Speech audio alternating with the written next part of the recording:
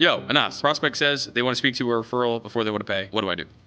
First, agree and acknowledge. Yeah, of course, not a problem. We could definitely explore the option of having you connect with one of our clients. And just so we're on the same page, remind me again, like, how are we going to define success? Like, let's say, you're 2, 3 months into the program and we look back and like, wow, this is one of the best investments we ever made. Like, how are we going to define that success? What would be a win? Two things will happen. One, they'll give you a very unrealistic expectation. At that point, you have to coach them through because you can't deliver on that. It's going to be a horrible experience both ways. Or they'll give you something reasonable that seems within the realm of possible with what you offer. When they say something reasonable, yeah, for sure, that seems totally reasonable. And of course, with something like a referral, obviously you have to speak to our clients, get the permission to give up their phone number. They're not paid sponsors of ours that we could just hand out. So I have to connect with a few, see who's okay with having a conversation with you, and we kind of pick up things from there. And Mr. Prospect, kind of the really tough part with all of this, of course, anyone I'm going to connect you with, how do you think they're going to be doing with the program? Let's say you guys have the conversation, you speak to a few of them, and they say amazing things. What happens then? Two things will happen again. One, they'll say, oh, well, then I'll just have to review it, look at the agreement, and then they'll give you a list of things to do. That sale is not closing, you're so far off, and you have to go back to reselling them. The objection isn't real. The second, they'll say, oh, I'll do it. That's when you lead in for the close and you say, okay, perfect. So it sounds like it's just a little bit more added certainty. And I know it's a little bit tough because no matter if I give you 5, 10, 15 people, they're all going to have amazing things. But even though they're all winning, it kind of gives a false sense of hope because the reality is they're not you. They don't have your experience. They don't have your support. They have completely different circumstances. So even though they're winning with our service, it doesn't actually directly correlate how you're going to experience it. The only two things that matter in the program is, are you coachable? And when you come inside, are you going to be willing to go all in and do the work? And they'll say, oh yeah, for sure. I'm like, perfect. Let's get this done so we keep you in momentum and we have something to look back to and celebrate. What card do you want to put this on, brother? And by the way, I got a full advanced in-depth training in here. If you want free access, comment the word tribe and I'll get you hooked up for free.